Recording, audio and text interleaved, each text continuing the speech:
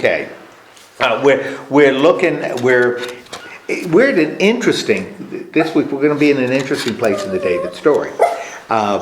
Because, in fact, this may be the pivotal, there'll be a pivotal verse in the David story that we'll look at today. But since we're in a pivotal place in the David story, where have we been with David? Tell me how the David story has flown or flowed.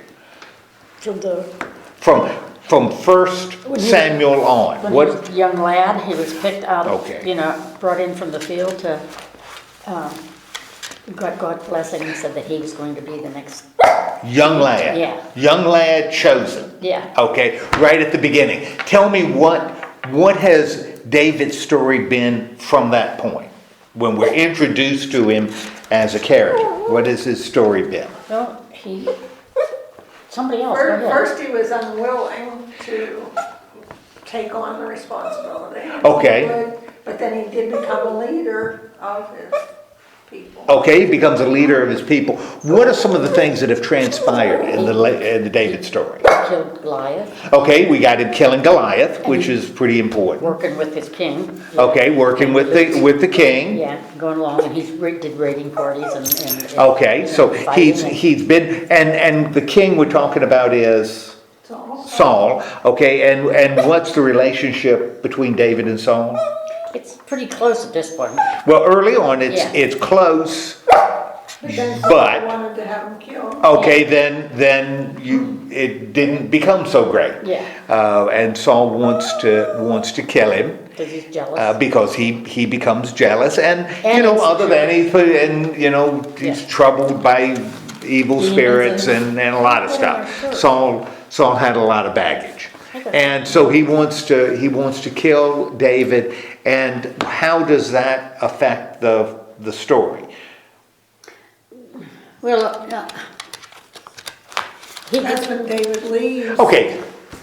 That area. And he's We got a lot of stuff about David leaving and running, right? And he's friends with Jonathan, Saul's son. Okay, friends with Jonathan, Saul's son. Yeah. Running away from his dad. A lot of stuff with with Saul. Could have killed him, didn't. A lot of stuff between David and Saul. How does that situation resolve itself? Saul dies. Okay, Saul dies, and how does Saul die? Huh? How does he die?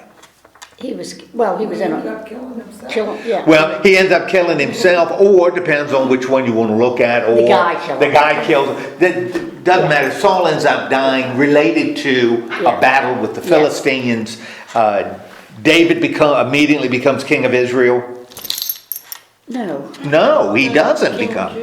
He becomes king of Judah because Saul's son is king of Israel. Yeah. So we've got more. David is king, but only of Judah. And how does he end up becoming king of Israel? Of a united kind of confederation. Saul's commander turns. Okay, Saul's commander turns on Ishmael, who is now the king, Saul's son, who's king of Israel, turns on him, but he meets an unfortunate demise at the hands of Joab, another player in this story. What ends up happening to the king of Israel, Ishmael, the son of Saul? I think he gets killed. He ends up getting killed, assassinated. Yeah. And David becomes king, of course, takes vengeance on the person that killed Saul. So David is king. Now, as he becomes king of this new confederation of tribes, what does he do? What did we see that he does to unify these 12 tribes?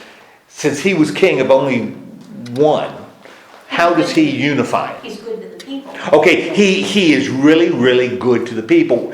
For example, what does he do that's a sign that he's good to the people?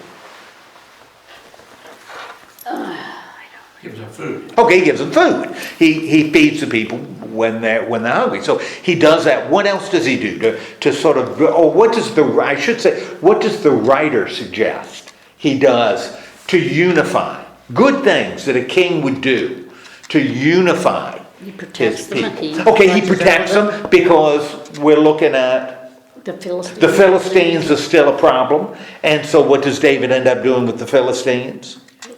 Getting rid of them. Okay, he ends up defeating, he defeats the Philistines and they run, Yeah. they go back. So he's good to the people, he defeats the Philistines. What else does he do? And what we looked at last week He establishes Jerusalem. okay, he establishes Jerusalem, a city to be in. What role is Jerusalem going to play for David? It's his His kingdom. Okay, that's going to be his city. So his kingdom now has a center. center. Okay, has a center. That's the center of the kingdom. What else does it become a center for? For what else does it become the center? Spiritual center. Okay, it becomes a spiritual center because what else does David do that makes Jerusalem a spiritual center? Takes the ark. He takes the ark and brings it in to Jerusalem, right? Okay, so we've got David doing these things that are unifying. Now Israel has some freedom from oppression from the Philistines. You have a king that's treating them well. You have Jerusalem as the center of the political center of this kingdom. It becomes a city of David. You've got the ark in the city, which makes it the spiritual center of Israel. He talks about the connections he's making with other kingdoms, economic ties he's establishing with the other kingdoms. He does what shows a lot of kindness and stuff to Saul's people, the remaining people out of his tribe. Okay. Takes care of them too. Right. So, because we've still got not a son of Saul, but a grandson. That's out there. Yeah. And to this point, he's shown compassion towards them. Now, David, one of the things that says David, when he brings the ark into the covenant, brings the ark into Jerusalem, he wants to build a house for the ark, right? Because the ark is located in a tent, isn't a tent. Because that's the way it says, and that's what it says in Leviticus. The ark is sitting in a tent in Jerusalem. David lives in a palace built with, remember what it's built with? Cedar. Built with cedar, and he wants to build a similar house for the ark, a house for God to dwell. And his chief advisor, Nathan, says, good move, until God speaks to Nathan and says, no, you're not going to build a house for me. Instead,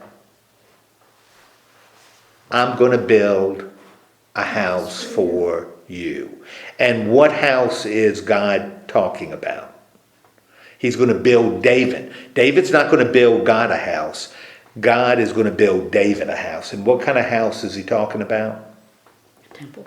Well, not a temple. His family would always. Okay, he's going to build a dynasty.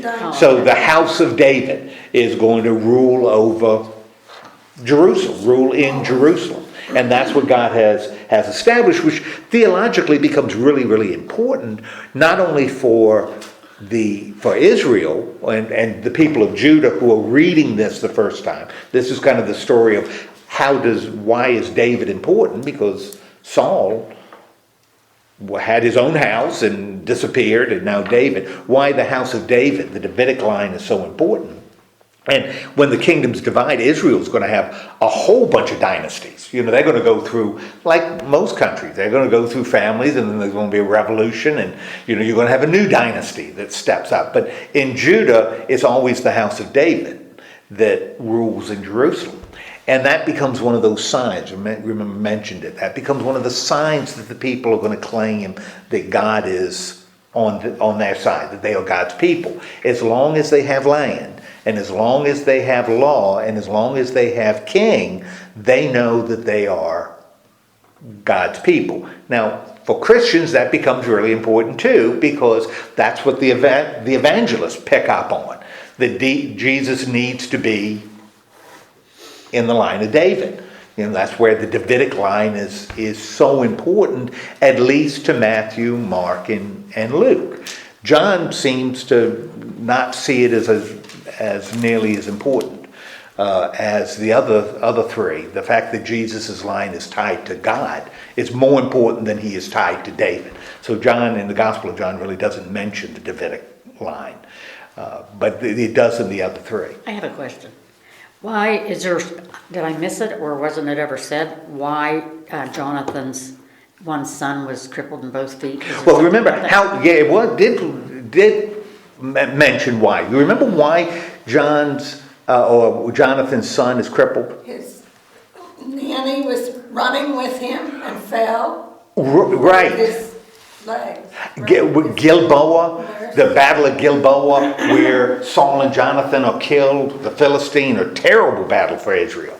And the Philistines crush the army of Israel, and the Israelites run away, and they kill Saul and Jonathan. And the nanny believes, and accurately, that now the Philistines are going to be looking for descendants. They're going to look to eliminate future kings. So they're going to be looking for him, and she runs and drops him. Yeah, and I remember now. he becomes crippled, which is important because he wasn't born crippled. Because if he was born crippled, the assumption was in this ancient world that there must have been something that his father had done, his family had done, that would result in this.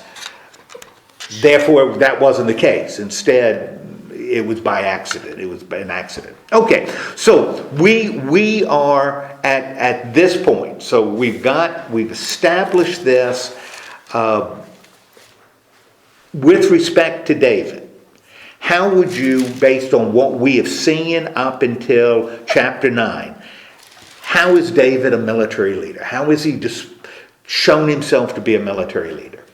Well, he's defeated most of the fights he's been in against whoever, come out ahead. God gave him this. God constantly gives him victory. Yes. So he's been successful in the field. In fact, that's what got him into trouble with Saul. The fact that Saul kills his thousands and David kills his tens of thousands.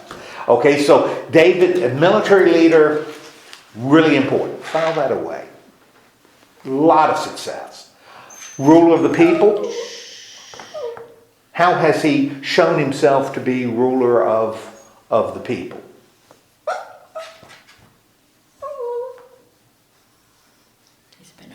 He's been a good ruler, at least to this point. Gave him food. And remember, when he was told, when the person said, I've killed Ishmael, or two guys, we've killed Ishmael, and here's his head. David says, you can't do that. That's what he said. You can't do that. Instead of, they assumed they'd say, oh, thank you. What can I give you for this? Instead, he says, you don't do that. You can't do that. And he executes them. The same thing he did to the guy who said he killed Saul. Same thing. So we've got this sense of justice. So not only is he benevolent to the people, he has seems to have a strong, firm sense of what is right and wrong, what is just and unjust. And how has he shown himself to be a servant of God? Because he always asks God, talks to God, wants to know what he's supposed to do. Okay. So he consults God often. When he brings the ark into Jerusalem, what does he do as the ark is coming in? Dancing. He is dancing. In fact, so much that people thought he's crazy. Well, particularly his wife thinks he's nuts and acting like a fool. Not that wives ever feel that way about husbands, but she thinks he's acting stupid, and he says to her, he's praising God. That's what I'm doing. That's what I'm doing. Okay, and God shows that she was wrong because no kids. Yeah. Okay. All right, so we've got, this is David. So David, we're looking at everything we've heard about David is accurate. He is one great guy, right? For the most part. For the most part. Now, yeah, he'd been a raider, you know, but he never attacked. Saul. He never attacked Saul, and he never attacked Judah, the people of Judah. He never attacked the Israelites, even though he told the Philistines he was. He was just raiding, he was raiding other people. So, Saul, right here, David is a pretty good guy. Certainly he's been a good king and a strong leader. And we kind of continue this when we go into chapter 9. And in fact, what we see in chapter 9 isn't a shocker, but we are going to find something in here, in the story we'll look at today, that changes things. And it's really interesting how it changes. As we enter chapter 9, what do we have right at the beginning? What's the situation in chapter 9? I wanted to know if there's any people left of Saul. Okay, are there any people left in Saul's line?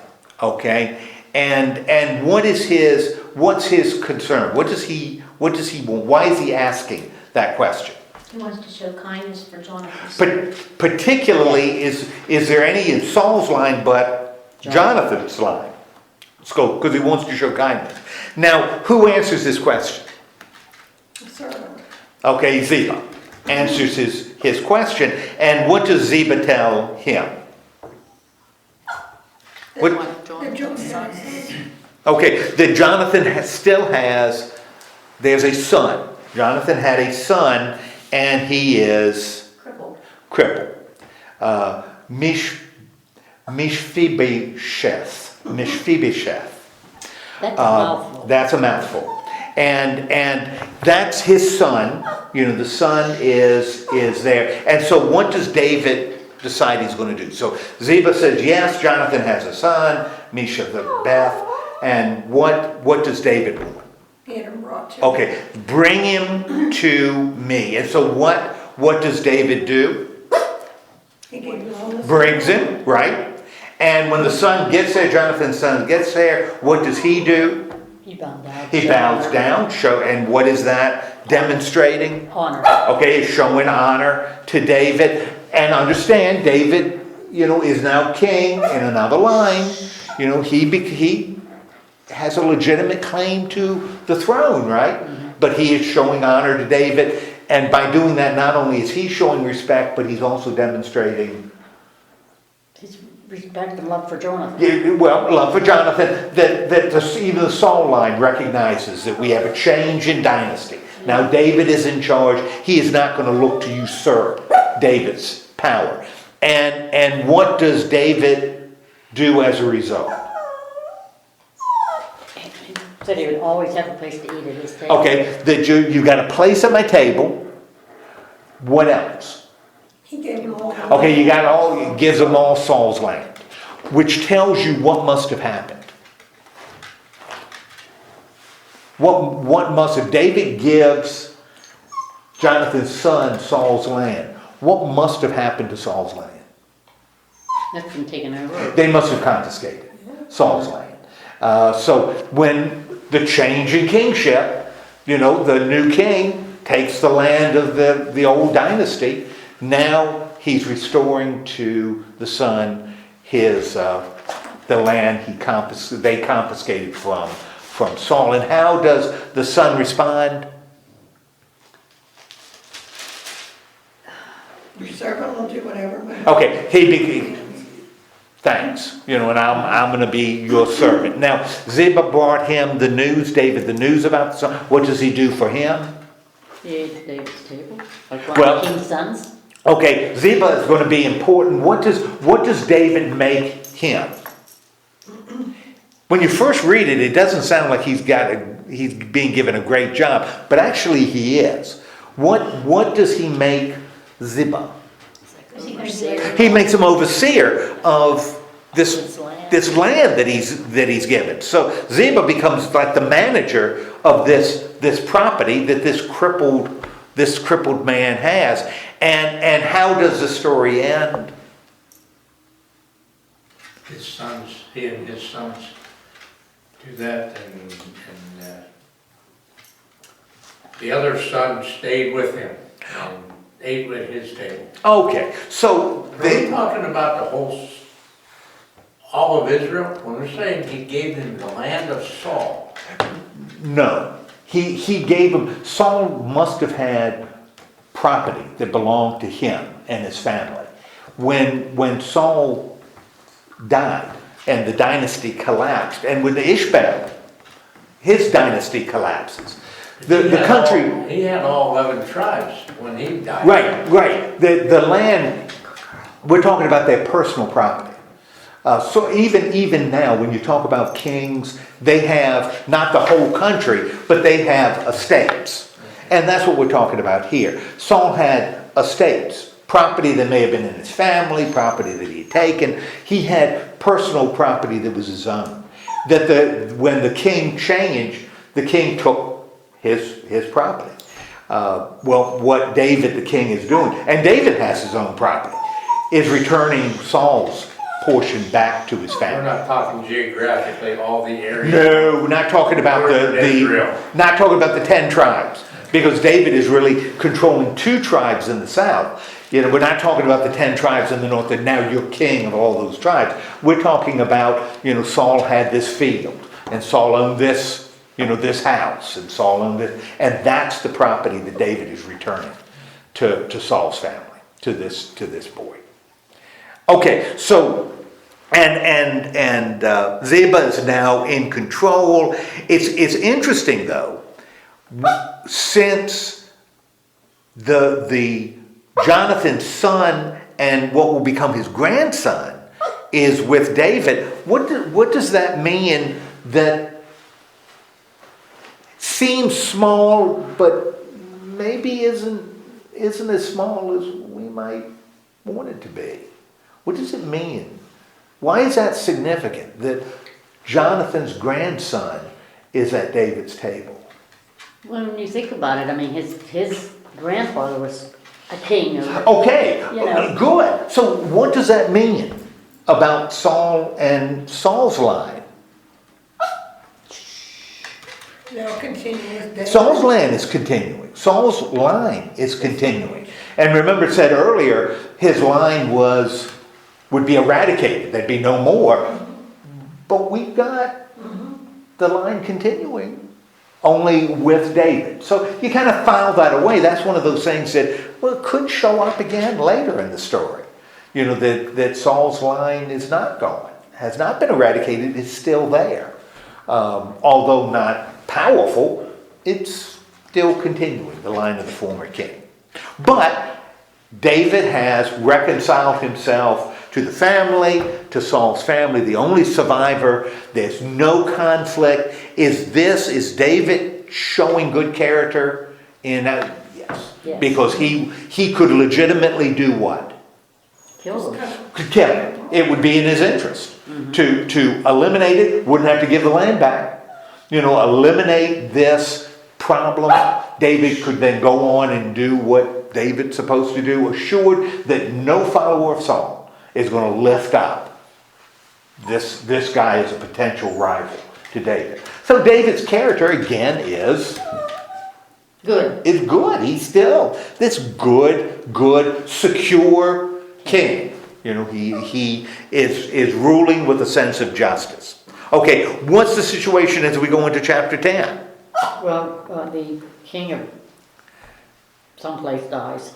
Yeah, the Ammonites. Yes. And we've been dealing with the Ammonites before. What's the deal with the Ammonites? They wouldn't let them cross their territory whenever they were trying to get to the. Yeah, the Ammonites have been a part of the story for a long time. All the way back to Moses. Now, where are the Ammonites? Where are they living? What's the land of the Ammonites? In respect to Israel. Because that becomes kind of interesting. Honey. Remember, I said the Philistines, where is their land? They're over on the west. They are as far west as you can go. In fact, they are against the Mediterranean Sea. They are shippers. They work with water. The Philistines, right on the coast.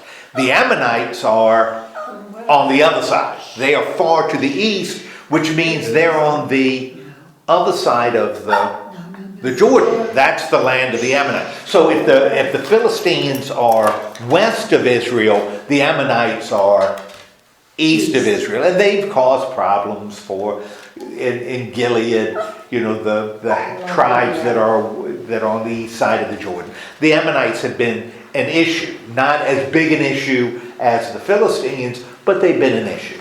So they are north and they are east of the Jordan. Okay, what does David decide? So we had this king of the Ammonites, right? And what happens to the king of the Ammonites?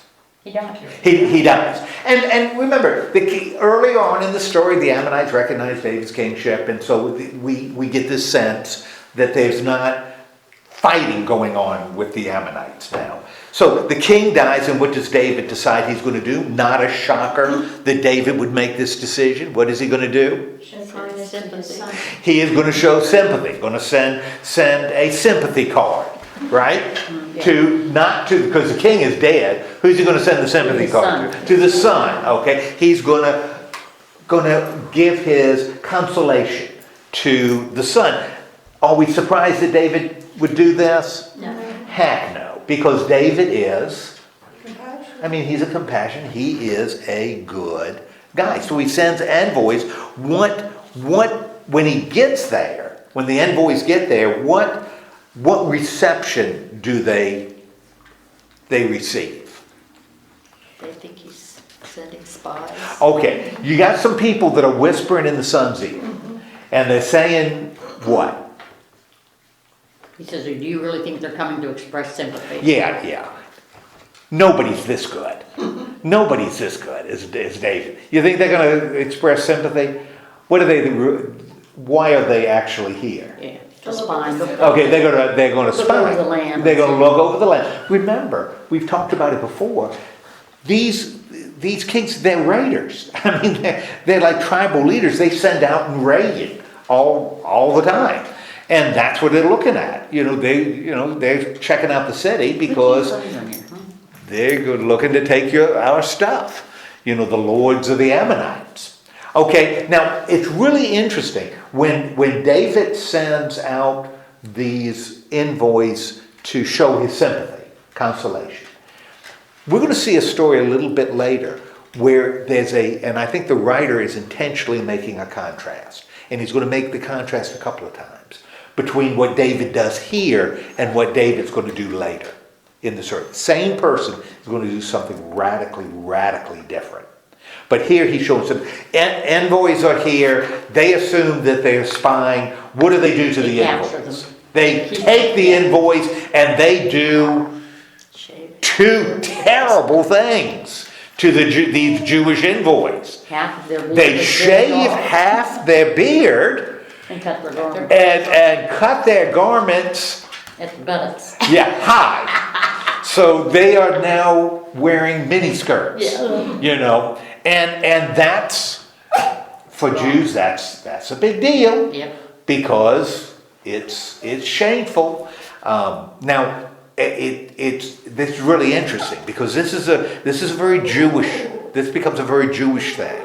Is they are very careful about exposing their bodies. Yeah. They are not open to expose. I'm not laughing at that. Yes. And that's one of the reasons that Pilate will get into such trouble, historically, not in the Gospels, will get into such big trouble in Jerusalem. Because the Romans did not have the same view, nor the Greeks, of the human body. And so... Well, the Greeks wore short skirts and showed their legs. Often when the Greeks did their athletic competitions in the all-together. They were doing it. You look at what you see on pottery that the Greeks are making. They are in there like that. They are open. And one of the things, and this is will trigger the Maccabean revolt in around 200 BC, is the Greeks are ruling this area, and they decide they want to build a gymnasium in Jerusalem, and that drives the Jews in the city of David, which they are ruling. That makes the Jews Angry. very upset. Very upset. One of the things Pilate does later with the Romans, because he was a jerk, just to tick the Jews off, is the Romans had more of a Greek view of the human body. And they often didn't wear undergarments, particularly when in an area where the weather was hot, where it was warm. And what Pilate did was he would put Roman soldiers on the walls around the Jerusalem, and without undergarments. So when the Jews looked up, they saw the moon all the time. And he did it, he was a jerk. He did it intentionally, just like he brought in the Roman eagles, which the Jews saw as idols. But he did it because he was a jerk and eventually got fired. But that's a whole nother story. But the Jews, this is a very Jewish, so if you want to shame a Jew, this is the way to do it. Yeah. You know. And so what does, and it even says, in case we didn't know it, that those people were, Humiliated. you know, they Shamed. were shamed. And what does David do? Because he is a compassionate ruler. He sent men to meet them. He sends men to meet him, and he says, Send them to, yeah, go to Jericho till you get your beard. until you back. get your beard back, and get some pants, you know. Get some You underwear. know, get some underwear on, you know. But, you know, again, David is showing himself to be Compassionate. compassionate. Doesn't have to be. Again, that's going to be contrasted a little bit later. Now, how does this affect David and how he's perceived, or what the Ammonites feel about David? This time I think the Ammonites began to fear David because of what they did. Okay. And so, What they did really ticked David off. And the Ammonites are concerned, which shows what is David's position in this region. strong. He's in a strong position if he's putting the fear of God into these Ammonites. And what does David end up doing? He sent Joab. He sends Joab and his army. And what do the Ammonites to go and teach the Ammonites a lesson? And what do the Ammonites They form do? a battle form. They make kind of they form a, Information. they do a couple of things, right? They get their army together, but what else do they do? Hired other soldiers. Arameans, they hire, right? So they make sort of a deal with the Arameans. Now the Arameans are even further north. They're around what is now Damascus. That was Aram. So they're even further north. So, and again, still we're talking about east. So they kind of get together, they form their army. What does Joab comes up with a strategy? And what's his strategy? I'll help you if you need help and you help me. Okay, kind of divides his army, got two armies, right? One's going to face the Arameans and the other's going to face the Ammonites, and we will fight it out, and if you need my help, I'll help you. If I need your help, you help me. And how did the Arameans respond? They all ran away. Okay, they all run away. The Israelites defeat them, right? And who comes just in time?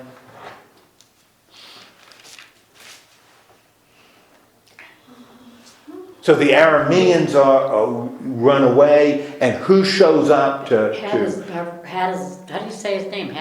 Well, he's okay.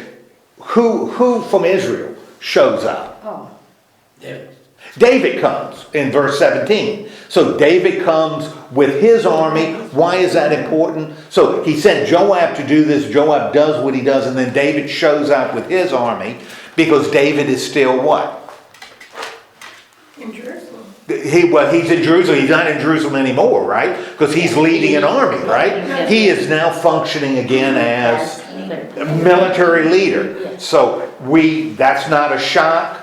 And what happens when David comes with his army? They fled. Okay, the Arameans, they flee before David, and what is the end result? They won. Okay, they end up winning, right? They defeat the Arameans, right? Yeah, But who else is hanging around?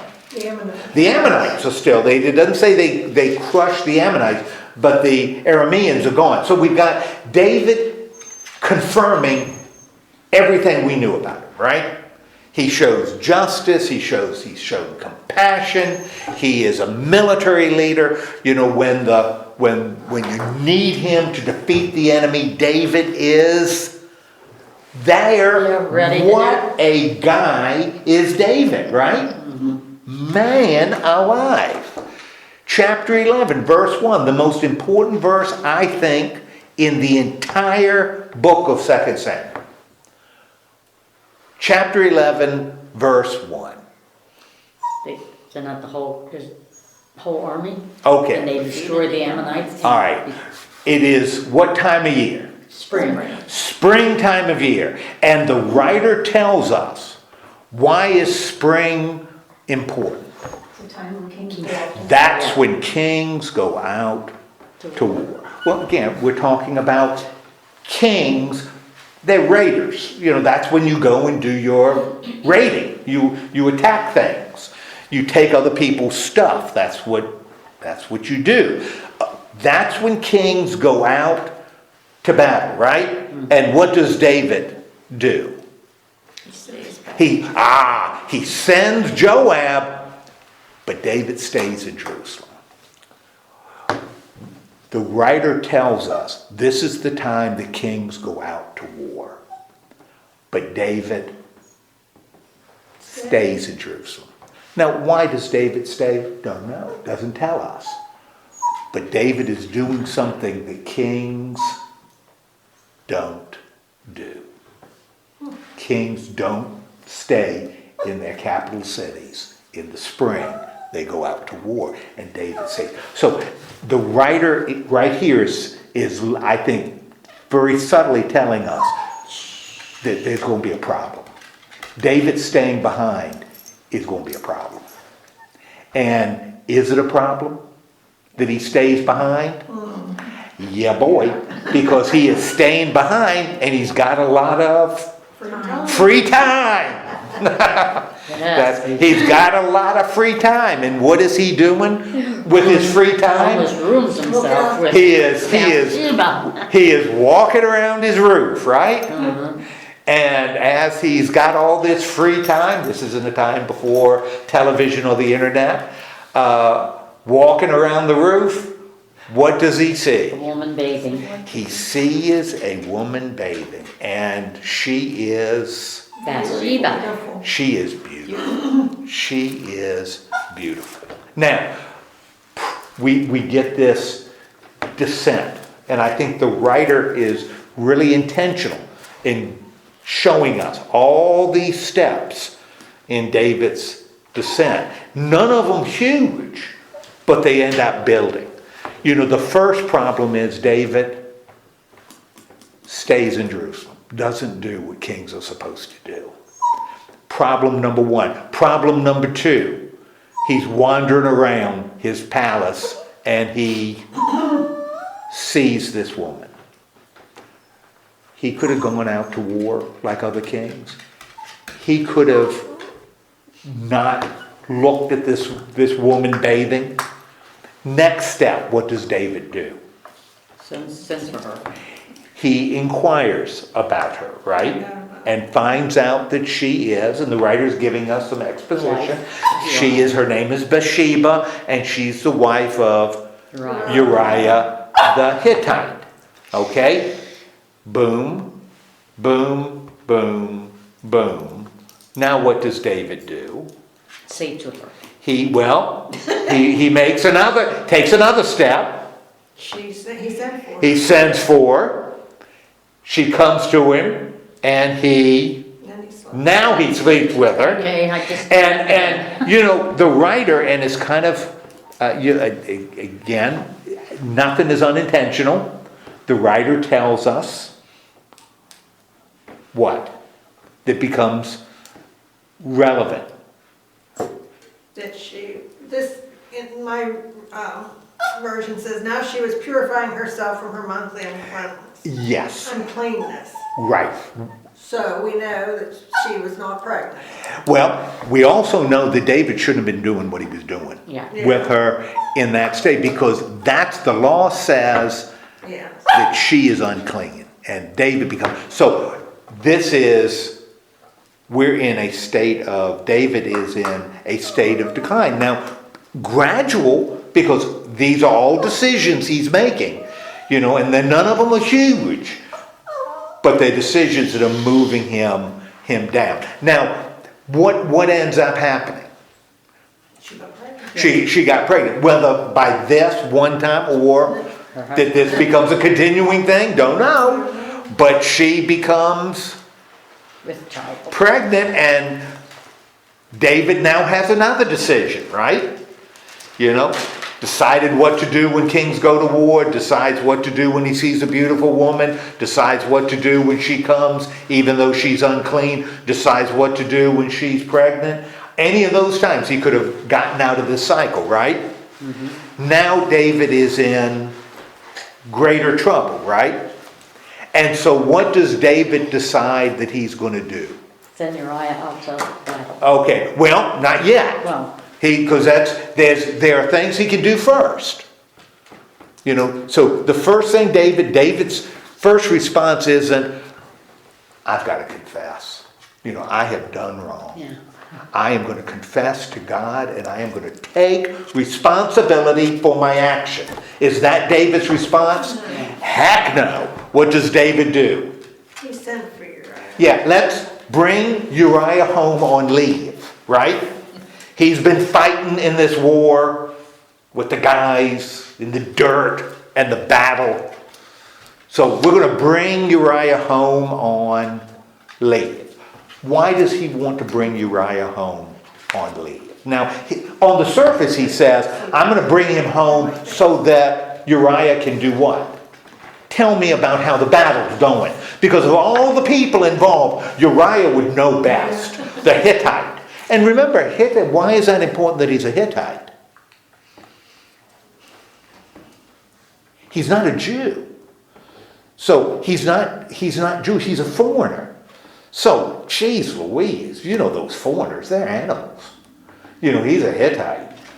So Hittites are more expendable and less trustworthy, because he's not a good Jewish boy.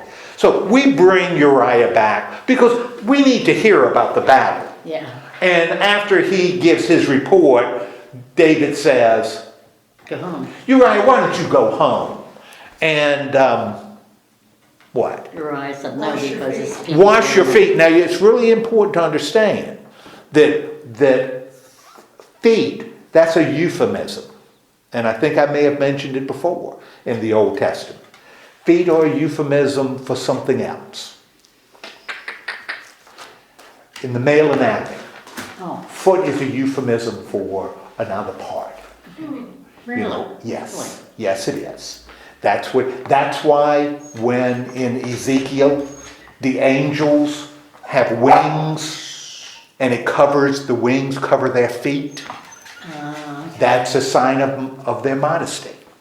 It also becomes really interesting when Ruth and Boaz, in the story of Ruth, when it says that Ruth lay at Boaz's feet, it wasn't His feet. It wasn't his tootsies that they were talking about. I mean, I didn't know that was a euphemism. And so when David is saying to Uriah, have your wife wash your feet. Yeah. Uriah knew what he was talking about. I never. And David was because what's David's He's goal? hoping he would get her. Yeah. Well, all he has to do, is have his feet washed. Yep. And now David is Stop. in the clear. Yeah. He has covered up. Yes, he has dodged a bullet. But it didn't And work. he has covered up. He has covered this up, right? No, because it didn't. And you're right, certainly Uriah is going to do this. David, his king has told him. What does Uriah do? Said no. He didn't go. He won't go home. Because- And you know, why aren't you going home? And what does Uriah tell David? Because his men are living in tents out in the ground and he can't come home and eat and get warm food and lay with his wife. My goodness gracious. The men with whom I serve, they're out in the field and they're fighting and they're eating all kinds of awful stuff. I cannot enjoy myself when they are suffering so much. Wow. Wow.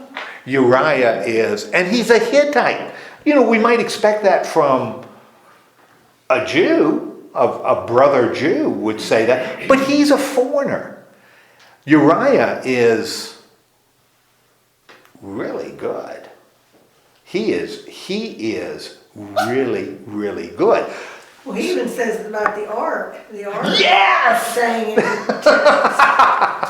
And the ark isn't there in battle. He's saying the ark is in a tent. Here, as long as the ark is in a tent and the men are out in the field, how can I be in a warm and comfortable house? And it isn't even his ark. It's not his. Yeah, It's not yeah. under his. Jeez Louise, Uriah is. He's now a better guy than David. He's a better guy than David. Because remember, when kings go out to war, David stayed home. And so Uriah is a better guy than David. But David is still thinking, right? I can get out of this. So what does David do? Makes logic. I'm going to get him drunk. I'm going to get Uriah drunk. Because when he's drunk, he certainly is going to stumble home. Yeah. And you know, even if he doesn't remember, that's okay. You know, because we can create this kind of story. What happens after he gets Uriah drunk? He lays out in front of us. In the house. He still won't go home. David's plan. Now, the writer is so intentional that David is declining, right? He's making these decisions, and each decision he makes is For his benefit. it is worse than the last. He's on a slippery slope, and he is sliding, right? So now David's got to come up with another idea, right? And what is David's plan? To send him out and get him killed in the field. So. Now he's got, if he can't solve it this way, he's still got to cover up. He's going to solve it another way. And so he's going to have to figure a way to get Uriah killed.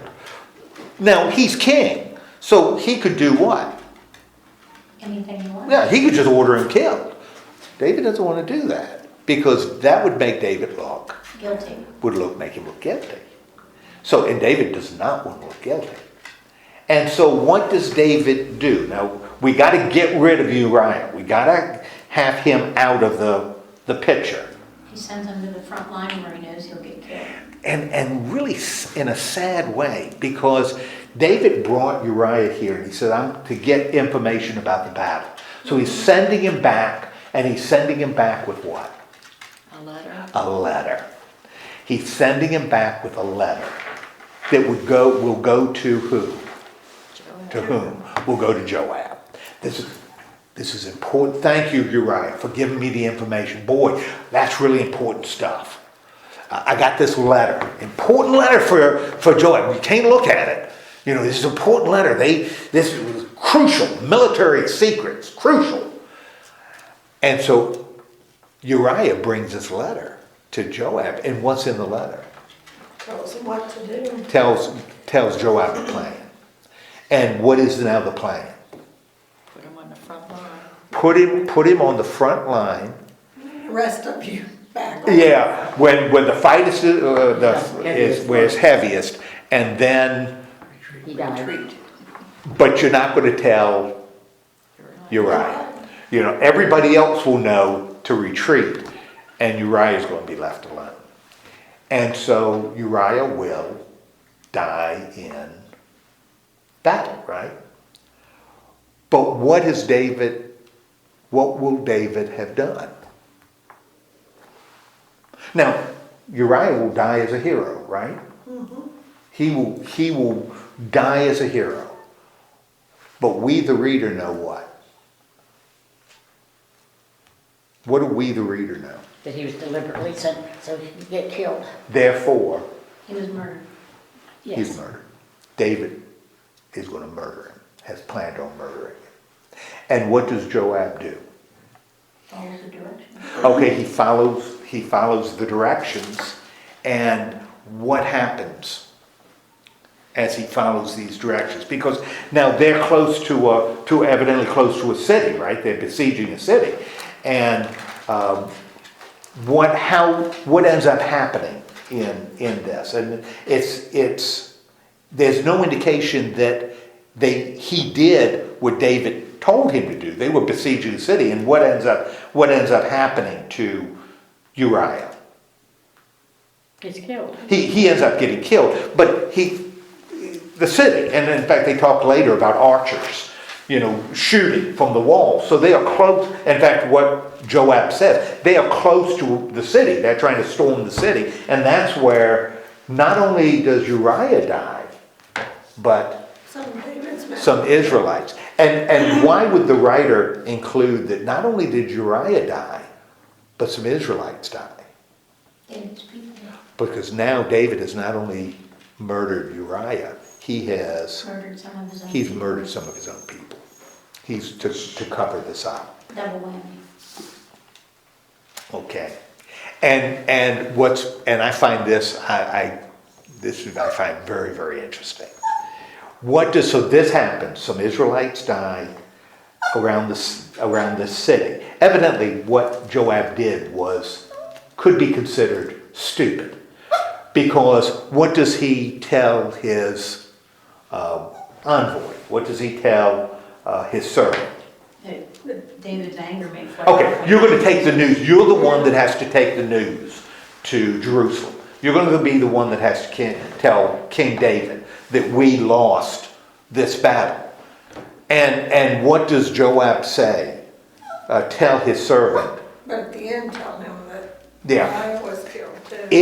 If David gets angry, if when you tell him, David gets angry. So evidently what Joab has done is pretty stupid. That would make David angry that he did such a thing. Because what example does he give? That if David gets angry and says what to Joab? Haven't you read your Bible with Abimelech? Yeah. And you remember the story of Abimelech? I bet you don't, because I didn't. I did after I read it. Yeah, Abimelech was the son of Gideon in the book of Judges, and he made himself king, kinda. And he was fighting, and a woman dropped a stone from the wall and killed him. So evidently this is taking place close to the city walls, and Uriah and the Israelites were killed by people shooting arrows from the wall. So and it makes sense. That's a pretty stupid strategy to send your soldiers up against the wall with people shooting down at you. Yeah. So if David gets mad because I have done such a stupid thing, work into the conversation what? Uriah was killed. Oh, Uriah was also killed. And so what was Joab doing? Uriah the Hittite is dead also. What is Joab reminding David? Of what is Joab reminding David? That's why he was sent in the first place. That's why he was That was sent. the reason. And Joab knows. Joab knows. Maybe nobody else does, but Joab knows that the whole purpose of this is to get Uriah killed. So if David gets angry at you and through you gets angry at me, just remind him, just mention the name Uriah. Just mention the name Uriah.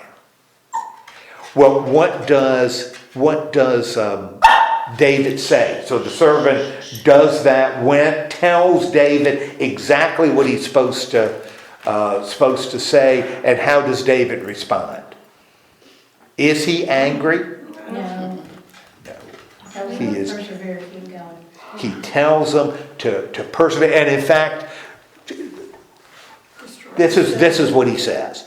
Thus you shall say to Joab, do not let this matter trouble you, for the sword devours now one and now another. Press your attack on the city and overtake it, and encourage him. Lord, have mercy. This is what David is saying to tell to Joab. But David knows that all of this wasn't, Necessary. none of this was necessary. And Joab knows. That's a terrible, terrible statement. This is really cynical, this statement. Oh, don't worry about this loss. Don't worry about it. Keep on fighting. And the loss is David's fault. I mean, David plotted to do it. What has David done? Let's think of the galaxy of things that David has done.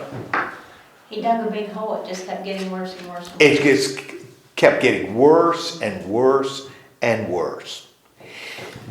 Right here, David has done exactly what Samuel said kings would do. Kings are going to do what?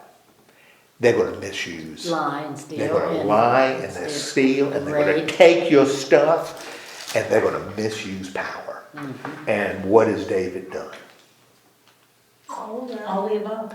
All of the above. And how does the story end? Uriah's wife does her time of mourning, and then David takes her in his house, And she bears him A son. a son. son. But the writer doesn't just end with that. What does he say at the end? But he displeased the Lord. The Lord was displeased. And that's not good. Not good. Not good for kings. And not good for David. Now, this is the story. What can we take from this story of David and Bathsheba as it's being written? As the writer shapes it. Because the writer, I think, is being very intentional in shaping this story. Not only is he talking about some history, explaining why certain things happen, but what can we do with this? What might this show us about disobedience? It hurts and you cause problems. Big ones. Okay. I mean, if you, all these years that David was living his life, he would turn to the Lord and ask, pray, And with this, he did it, and he knew it was a sin against God to do this, and he did it anyway. Right. So, literally, he defied the Lord about when it comes to this. Years and years and years ago, almost 25 years ago, when I was in Indianapolis, preached a series of sermons on the Ten Commandments. Preached a series on I like series. I like doing series. I really like doing that. But a series on the Ten Commandments. And when it was adultery, one of the things that I said, and I believe this, but I think it applies to other things, maybe to all signs of disobedience. Often people don't jump into it. It's not like, boom, all of a sudden we're there. What happens is you start making decisions, and you draw lines. And you start moving the line. You start moving the line. You do one thing, and then you have to cover it up by doing something else. And you say, until you're at a place where you are lost. Where the line is no longer relevant. And I think that's kind of what's happening here. David is continually making decisions that are inappropriate. Yeah. Right from the beginning, when kings go out to war, David's king, he should be out there with his men. He should be fighting. That's what kings do. But he constantly makes these decisions and those decisions it's not like one big one, I'm going to kill Uriah. It's sliding slowly down this path. Do you think it was kind of a test from God for David? No, I don't think God is testing him. I don't think it's a test from God at all. I think, in fact, what the writer is saying is, this is David. This is David's choice. What I find amazing is, after building David up as a paragon, and understand, this is being written to people that see David as It's wonderful. this wonderful example. Good night. They're going to attribute psalms. They're going to attribute psalms to David because he played an instrument. These wonderful prayers. I'm going to give them all to David because he played the harp. He must have written them. So David is viewed as a person who is incredibly good. The fact that this is so much a part of the story, that nobody looks at this and says, David is a good person. It's a gradual slide. How could this have been? What is at the what are some of the fundamental problems that lead? So no, I don't think God is testing him. Okay. I think David is avoiding something that clearly is making bad decisions. What would have enabled David to avoid murder? And we're going to find he's going to have to confront. He would have went out with his men to begin with. If he'd gone out with his men to begin with, he would have avoided it. Okay, he didn't do it. Yeah. How could he have avoided it? So he's hanging around Jerusalem. He could be strong in his character and not do what he knows. Just because he sees a pretty woman doesn't mean He should have. he should take her. Especially when he knows she's married to somebody else. He could choose not to do it, but David didn't want to do that, right? Nope. All right, so he's done that. What could David have done? Now, he's done this, and she says, David, honey, I'm pregnant. What could he have done?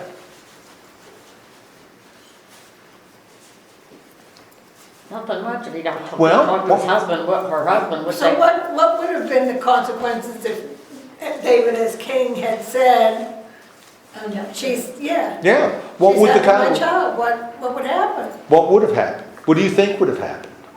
Well, I'm thinking probably first her husband probably would have disowned her, but Yeah. what would have happened to David? Nothing, probably. Very little. Well, what would have happened? Well, people would find out The later. people would see, and God would see, God and is. now I'm not the perfect guy. I may not be looked up on, admired like I am now. I'm going to have to sacrifice some of that. What's that? You think God didn't already know that? Well, but That he's not that we are not the perfect, that he is not the perfect. Oh, I think so. But don't we spend a lot of time trying to cover that up? So that's the cost. Now, when you look at the end of the story, that cost seems incredibly small. If he had just said, I did something that was horribly wrong. Please forgive me. But David doesn't want to do that. And so it gets worse. He's going to cover it up and he's going to cover it up until he ends up committing murder. And almost the murder is wrong. We're going to find out later, for God, as communicated to the prophet, there was something even worse than the murder, for which David is going to be accountable. It's got to be held accountable. And right here is the descent. Kind of makes you think about, as I was reading that, I'm thinking about a lot of things that you see, that happen around us. That, maybe if we were just accountable, would say, I did wrong. instead of trying to cover, which is what David does, that maybe that's better, because the covering is what sometimes gets us into big trouble. Gets He us could into also- doing things that are inappropriate or worse. He could have talked to God like he did before about everything when this occurred. Talk Yeah. to him and ask him what should he do, and he didn't. He didn't. You know, sometimes you got to pay the price. Yeah. You do something wrong, pay the price. Don't try to cover it. You know, because the consequences are going to be greater.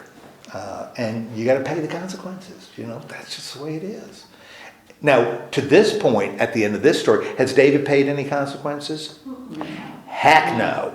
David, in fact, when we end this chapter, when we end at chapter 11, you could say that David has what? I think you could legitimately say David has. Lived well. Well, he's gotten away with it. Yes. You know, he really dodged a bullet. And in fact, everything worked out. Because Uriah's now dead, Bathsheba's now my wife, and you know what? She did something my other wife couldn't do. Gave me a Michael, son. she gave me a son. So I think I got away with that one. You know, I got away with that one. But the last line, But David done it displeased the Lord. God, the Lord was not pleased. So is David going to get away with it? Don't think so. I bet you he's not. I bet you he's not. And that's what we're going to look at next week, how David ends up facing consequences. And as we finish the story, this is in the David story, this is pivotal. Because in a sense, David will never be the same after this. The story, David's arc will never be the same after what's occurred here. It's never going to be the same. And Now, David has other children. yes, he does. doesn't Yes, he does. he? Were they before? They were before. Oh, absolutely. And what I was in trying to- fact, it's one of the things, because he has more than one wife. He has a lot of wives. One of the consequences that we're going to see is that David's family is going to collapse. David's family, and remember, that's his dynasty, that's his house. His house is going to collapse, and those are going to be the consequences. Politically, he's going to get away with this. No, there's going to be no revolution. Nobody's going to come gunning for him. But the consequences are going to be deeper and far more personal. And that's what happens until at the end, David's going to end up being a truly pathetic figure at the end of the story. He's going to be pathetic. Where his descent hasn't stopped. Yeah. And the thing that really, I don't know, for me anyway, was he has all these other wives and all these other children, Why do something with another woman that he knows is going to displease God? He knows that it's wrong, Yep. and he just goes ahead and does it. Why couldn't he be satisfied with wives he already has? Why indeed? But But does that happen now? no.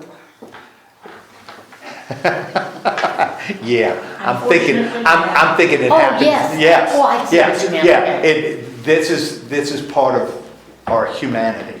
That's why we have to be very conscious of the decisions we make. Even if we get away with it in the eyes of humans, we're not going to get away with it in the eyes of God.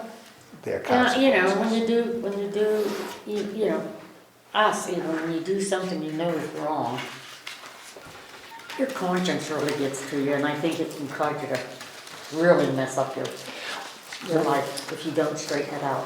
Well, I think with the David, and he could have stopped it at any point, but he Yeah. chose not to. And that becomes what is, but Samuel warned the people, this is what kings do. Kings do this kind of stuff. And you got to put up with it if you got a king. And David does it.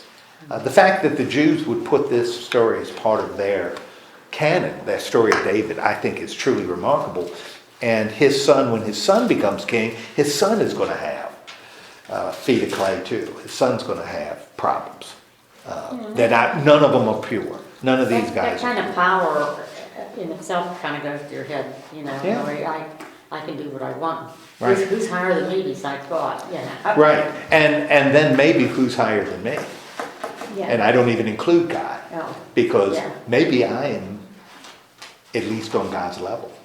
Yeah, yeah. Yeah. Yeah, because I can keep secrets from God. Yeah. Yeah. No, you can't really. We can't, but I think sometimes when you're trapped in those cycles, Yes. you assume you can. All right, we're gonna continue with the David story next time, and we start looking at a little bit of consequences. Okay, let's have a word of prayer. Lord God, thank you so much for giving us the opportunity, and help us to view this as a story about David, but also as a cautionary tale to us, that we need to be real careful. Because if David, as good as he was, if he can become susceptible to this may be a temptation to us all in different areas. So help us to be aware of it. In the name of Christ we pray. Amen. Amen. Where do we read Now, 12 next, to? we're going to look at 12 through 1433. And we're going to see Nathan show up again. Is there, I have to look, on a Christian station yesterday, I think it was,